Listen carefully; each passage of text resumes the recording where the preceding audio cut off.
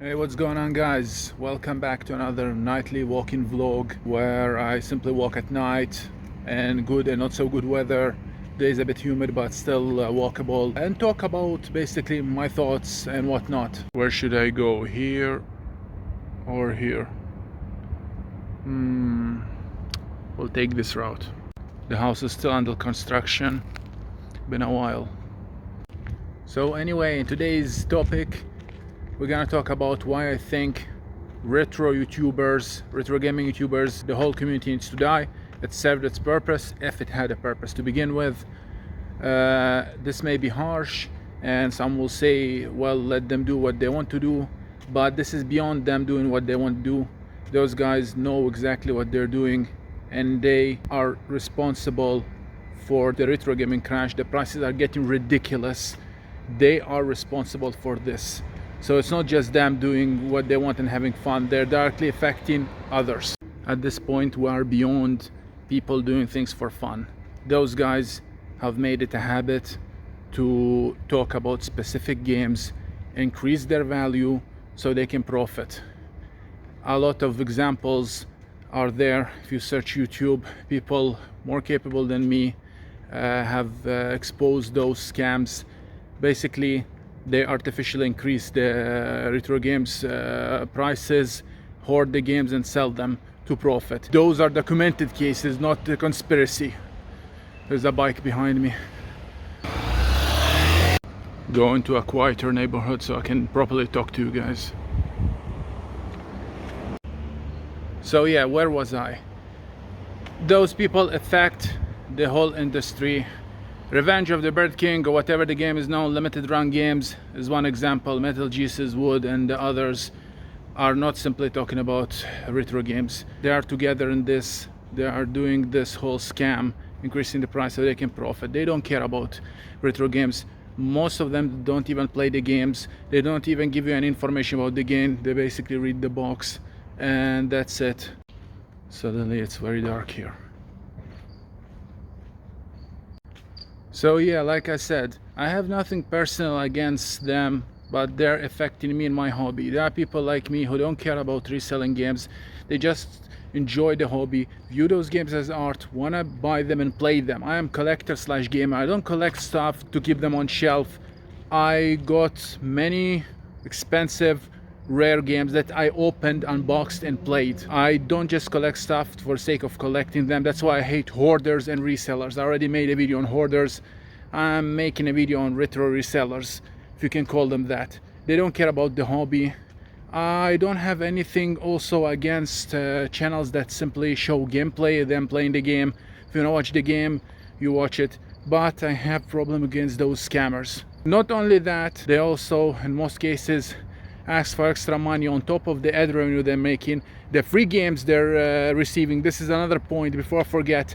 They're asking their viewers, their fans, for games donation. They receive rare games, paying them next to nothing, mostly nothing, and even make fun of them, like the John Hancock with his fake museum where he scammed a guy out of Amiga games, expensive Amiga games, and when the guy asked for the games back, he laughed at him, made a video.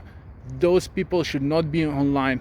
I know that capitalism and free speech, and I'm with that, but this is not free speech. This is scamming. Those are scammers. I hate scammers, be it online scammers, video game scammers, or just scammers in general. I hate those type of people. They inflate the prices, scam their audience, and also on top of that ask for more money on Patreon and donations, PayPal and whatnot, for what they're already making bank on ad revenue. Most of those channels, if not all, are always monetized. They're not doing anything controversial, nothing political, so you can say that they need the extra cash. On top of that, they're milking their fan base for everything they have. They contribute nothing in return. They just leeching off. There are jobless bums who use the system and use their gullible fan base to scam them out of money. And yes, I know I am not the thought police. Everybody should be able to spend his or her money, hard-earned money, but this is a scam for the millionth time.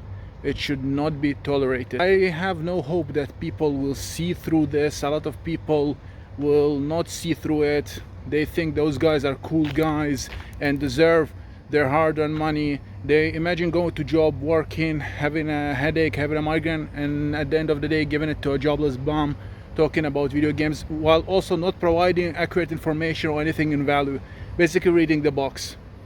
This is insanity. We as society have regressed to such a level that we hold those YouTubers as rock stars while they're nothing. They're legitimate great YouTubers, but not those guys. I'm sorry. My greatest concern now is how to get this footage to my editing PC or laptop. I'm not filming on my camera or iPhone. This is actually an Android, my Android. Getting footage off, yeah, not so easy. I can airdrop it using the Snapdrop app, which I'll probably do, but it's not that easy. Connecting the cable, whatnot, also for some reason keep lagging and keep disconnecting. So yeah, hope this footage makes it to the editing rig. And I know what Sanavi will say. I already made a video with this. Actually would responded to this, not to me, but to this criticism that why retro YouTubers should not make any money. Nobody's talking about making or not making any money. You're making a bank on ad revenue. Nobody's talking about that.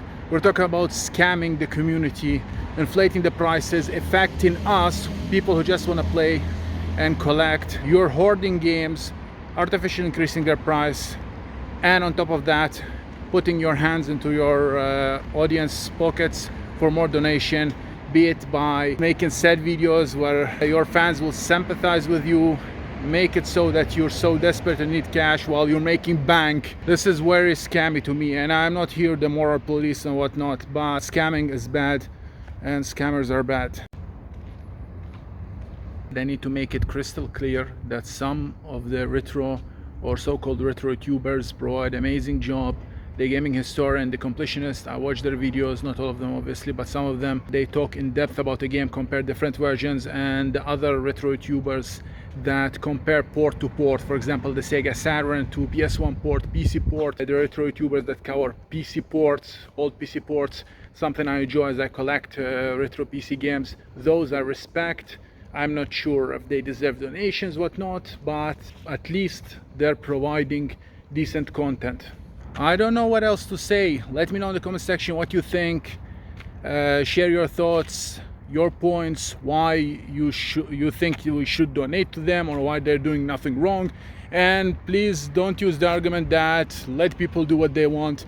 I'm already just arguing against them. I'm not going to their houses and smashing their cameras. Of course I'm letting people do what they want. They're doing what they want, and I have my right to say and expose what they're doing.